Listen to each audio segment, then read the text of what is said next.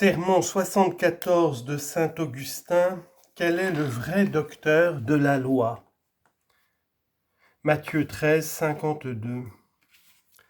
La lecture de l'Évangile nous invite à examiner et à expliquer à votre charité, autant que le Seigneur nous en fera la grâce, quel est le scribe instruit de ce qui touche le royaume de Dieu et semblable au père de famille qui tire de son trésor des choses nouvelles et des choses anciennes. Quelles sont encore ces choses nouvelles et ces choses anciennes que produit au grand jour ce scribe instruit, car c'est par là que s'est terminée la lecture de l'Évangile. On sait d'abord quels sont ceux que, conformément au style de l'Écriture, les anciens appelaient scribes. Ce sont ceux qui faisaient profession de connaître la loi. Tel est le sens que le peuple juif donnait à ce terme.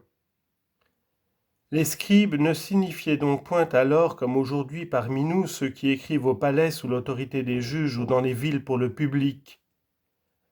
Gardons-nous de fréquenter inutilement une école et sachons le sens que l'Écriture attache aux expressions qu'elle emploie, car autrement, en entendant des paroles de l'Écriture prises dans une acception différente de l'acception ordinaire, nous pourrions nous égarer et pour nous laisser aller à nos pensées habituelles, ne comprendre pas ce qui nous est enseigné. Les scribes donc étaient des hommes qui faisaient profession de connaître la loi, et c'est à eux qu'appartenait le soin de garder les livres, de les expliquer, de les transcrire et de les étudier.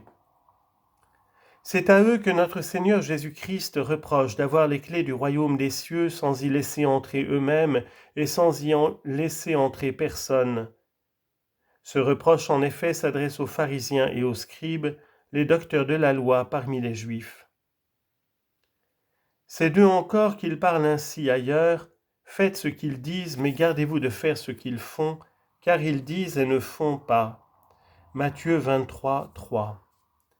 Et pourquoi ces mots ils disent et ne font pas, sinon parce qu'ils sont du nombre de ceux en qui on voit ce que dit l'apôtre, toi qui prêches de ne point dérober, tu dérobes, toi qui défends l'adultère, tu commets l'adultère, toi qui as en horreur les idoles, tu fais des sacrilèges, toi qui te glorifies de la loi, tu déshonores Dieu par la violation de la loi. Car à cause de vous, le nom du Seigneur est blasphémé parmi les nations. Romains 2, 21 à 23. Il est sûr et évident qu'à cette sorte de docteurs s'appliquent ces paroles du Seigneur, ils disent et ne font pas. Ce sont des scribes, mais ils ne sont pas réellement instruits en ce qui touche le royaume de Dieu. Néanmoins, dira quelqu'un d'entre vous, comment un mauvais homme peut-il enseigner une bonne doctrine, puisqu'il est écrit, et que le Seigneur dit lui-même, l'homme bon tire de bonnes choses du bon trésor de son cœur, et du mauvais trésor de son cœur l'homme mauvais tire des choses mauvaises. Hypocrite, comment pouvez-vous faire de bonnes choses puisque vous êtes mauvais? Matthieu 12, 35 et 94. Ici donc il est dit, comment pouvez-vous dire de bonnes choses puisque vous êtes mauvais? Et là, faites ce qu'ils disent, mais gardez-vous de faire ce qu'ils font, car ils disent et ne font point. S'ils disent sans pratiquer, ils sont mauvais, mais s'ils sont mauvais, ils ne peuvent dire de bonnes choses. Comment faire alors ce qu'ils nous enseignent, puisqu'ils ne sauraient nous enseigner rien de bon? Voici la solution de cette difficulté, que votre sainteté s'y rende attentive. Tout ce que l'homme mauvais tire de lui-même est mauvais. Tout ce que l'homme mauvais tire de son cœur est mauvais, car dans son cœur est son mauvais trésor. D'où vient donc que ces méchants enseignaient le bien? C'est qu'ils étaient assis sur la chair de Moïse, et si le Seigneur n'avait dit auparavant, ils sont assis sur la chair de Moïse, Matthieu 23, 2, jamais il n'aurait commandé d'écouter ces méchants. Ce qu'ils tiraient du mauvais trésor de leur cœur était différent de ce que du haut de la chair de Moïse ils faisaient entendre comme étant les héros du juge. Jamais on n'attribuera à un héros ce qu'il dit quand il parle en présence du juge. Autre chose est ce qu'il dit dans sa maison et autre chose ce qu'il transmet de la part du juge. Bon gré mal gré, il faut que ce héros publie la condamnation de son ami même, et bon gré mal gré, il publie aussi l'acquittement de son ennemi. Laissez parler son cœur, c'est son ami qui l'acquittera et son ennemi qui le condamnera.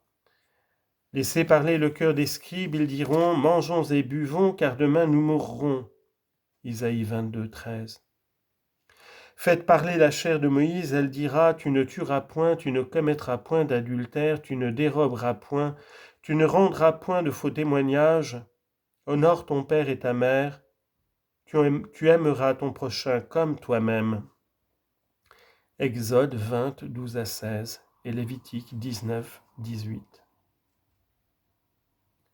Fais ce que dit la chair par la bouche des scribes et non ce que dit leur cœur. Et embrassant ainsi les deux pensées exprimées par le Seigneur, tu ne suivras pas l'une au détriment de l'autre, tu comprendras qu'elles s'accordent parfaitement et que s'il est vrai de dire « L'homme bon tire de bonnes choses du bon trésor de son cœur, et de son mauvais trésor l'homme mauvais tire des choses mauvaises », c'est que le bien qu'enseignaient ces scribes ne venait pas du mauvais trésor de leur cœur, mais il ne pouvait venir que du trésor de la chair de Moïse. Tu ne seras donc plus étonné de ces autres paroles du Seigneur. Chaque arbre se reconnaît à son fruit. Cueille-t-on des raisins sur les épines et des figues sur les chardons ? Luc 6, 44. Les scribes et les pharisiens sont ainsi comparés aux épines et aux chardons. Toutefois, faites ce qu'ils disent, mais gardez-vous de faire ce qu'ils font. Mais comme Dieu vous l'a fait comprendre par les réflexions précédentes, n'est-ce pas cueillir le raisin sur des épines et la figue sur des chardons ? Quelquefois aussi on voit des branches de vigne s'entrelacer dans une haie d'épines et des grappes suspendues au buisson. Laisseras-tu ce raisin parce que tu le vois au milieu des épines ? Recherche attentivement quelle est la tige de ces épines et tu reconnaîtras ce qui les porte. Suis aussi la tige de la grappe suspendue et reconnais d'où vient cette grappe. Tu comprendras par là qu'autre chose vient du cœur du pharisien et autre chose de la chair de Moïse. Mais pourquoi ce triste état des pharisiens ? C'est qu'ils ont un voile placé sur leur cœur et ils ne voient pas que les choses anciennes ont passé et que tout est devenu nouveau. 2 Corinthiens 5, 17. Voilà ce qui fait leur malheur et le malheur de quiconque leur ressemble. Pourquoi dire choses anciennes, c'est qu'on les enseigne depuis longtemps, et choses nouvelles, c'est qu'elles sont du royaume de Dieu. L'apôtre même enseigne comment s'enlève ce voile. Il s'enlèvera, dit-il, lorsque tu te convertiras au Seigneur. Mais en ne s'attachant pas au Seigneur, le Juif ne dirige point son regard vers le but. Et c'est ainsi que les enfants d'Israël, figurant autrefois ce malheur, ne portaient pas non plus leurs yeux sur le but, en d'autres termes sur la face de Moïse. L'éclat de cette face symbolisait l'éclat de la vérité, mais un voile la couvrit, parce que les fils de Jacob ne pouvaient encore en contempler la splendeur. Cette figure a disparu selon ces expressions de l'apôtre, ce qui doit disparaître.